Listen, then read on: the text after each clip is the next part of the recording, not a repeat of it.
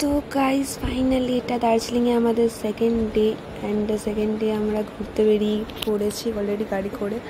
তো আমাদের ড্রাইভার দাদা আমাদের কোথায় নিয়ে যাচ্ছে সেটা তো অবভিয়াসলি দেখতেই পাবে। অ্যান্ড আমরা চলে এসেছি জাপানিজ টেম্পল, যেটাকে আই থিঙ্ক বুদ্ধাস টেম্পলও বলে। সো এবার আমরা উঠছি। তো তো দাদা বৌদিদের সাথে কিছু কথা চলছিল যে টেম্পলটা কেমন বা কীরকম না, বাট সামনে গিয়ে দেখলাম জাস্ট খুব সুন্দর জায়গাটা।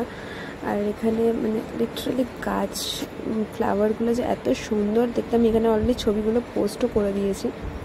তো হ্যাঁ, এখানে আমি ভুল করে ওটাকে ক্যাপচার করে নিয়েছিলাম টয়লেটেরটা, and so sorry for that. And এখানের যে টেম্পলটা সিরিয়াসলি খুবই সুন্দর, পুরো জায়গাটা কুয়াশায় ভরে গেছে। অ্যান্ড আমি আমার দাদা বৌদিকে এটাই বলছিলাম যে এতগুলো সিঁড়ি উঠতে হবে, যেতে হবে। তো দাদা বৌদি হ্যাঁ যেতে হবে। অ্যান্ড জায়গাটা দূর থেকে খুব সুন্দরই লাগছিলো, মন্দিরটাও খুবই সুন্দর। আমি ভেতরে যাইনি কারণ আমাকে আবার জুতো খুলতে হতো, জুতো হতে হাত দিতে পারবো না, তাই এখানে আমি আবার নিজের একটু ঢং করছিলাম নিজের আউটফিট। হ্যাঁ জানি দেখতে সুন্দর হয়, ঠিক আছে, বাট স্টিল নাও। সেকেন্ড লোকেশনের জন্য আমরা বেরিয়ে পড়েছি। অ্যান্ড এই সেকেন্ড লোকেশনটাও খুবই সুন্দর ছিল। তো চলো ওখানে গিয়ে দেখানো যাক। এবার রাস্তাগুলো দেখতেই পাচ্ছ কি দারুণ দেখতে, অ্যান্ড রাস্তার যে ভিউ, আমি তো জাস্ট প্রেমে পড়ে গেছিলাম ভিউয়ে। And ignore my voice guys, আমার গলার অবস্থা খুবই খারাপ কারণ ঠান্ডা লেগে আছে তাই জন্য। অ্যান্ড আমি এই গানটা গাইতে গাইতে ভাবছিলাম যে ইন বাদিও মে কিউ মে খো নেই জাতি হুঁ। তো ঠিক আছে চলো। অ্যান্ড এটাও আই থিঙ্ক আমরা বুদ্ধাস টেম্পলেই গেছিলাম। এটা আই থিঙ্ক বুদ্ধাস টেম্পল, আমার জায়গাটা প্রপার মনে নেই, বাট এটাও খুব সুন্দর ছিল। অ্যান্ড রাস্তাটা বলে জাস্ট অসম, মানে তুমি প্রেমে পড়ে যাবে এরকম একটা ব্যাপার। তো আমরা এখানে ঢুকছিলাম। অ্যান্ড বুদ্ধাস টেম্পলটাও এখানে এখানেও অনেকগুলো সিঁড়ি ছিল, তো এখানে সিঁড়ি নামতে নামতে আমি হাঁপিয়ে গেছিলাম। তো অ্যাট লাস্ট কোনো রকমে আমি সিঁড়ি থেকে নেমেছি। অ্যান্ড হ্যাঁ, এখানে দিদি আর দাদা দুজনেই সামনে নামছে। অ্যান্ড দিদিও বলছিল যে খুব দূরে। তো আর যেতে যেতে আমাদের বৃষ্টিও চলে এসেছিলো, তার মধ্যে আমরা দৌড়চ্ছিলাম তাই জন্য আরও বেশি।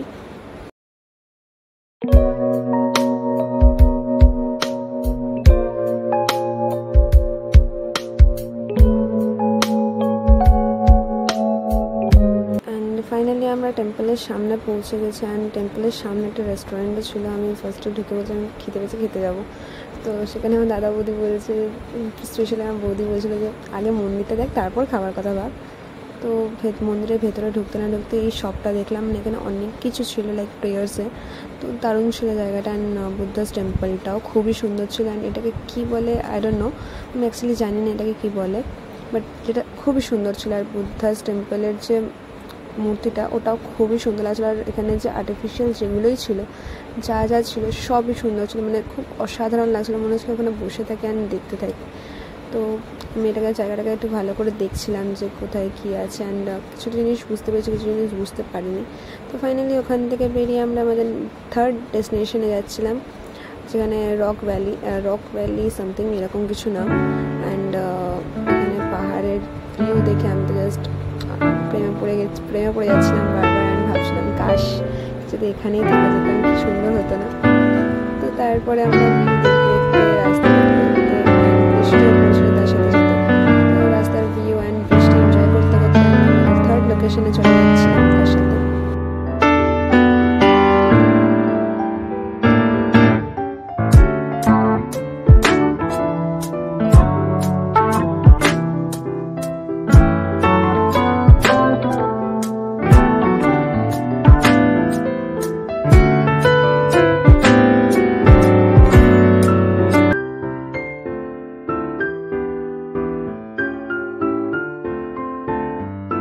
এখানে ভিউ দেখতে দেখতে আমরা চা বাগানে ঢুকছিলাম। দেন এখানে সাডেন সবার ইচ্ছা বললো দার্জিলিং টি খাবার।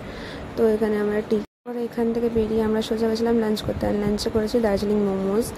অ্যান্ড তারপরে এখান থেকে বেরিয়ে আমরা একটু হট কফি খেতে গেছিলাম জেন্সিতে। তো আজকের দিনটা এখানেই শেষ হলো। ভালো লাগলে অবশ্যই সাবস্ক্রাইব করে দিও।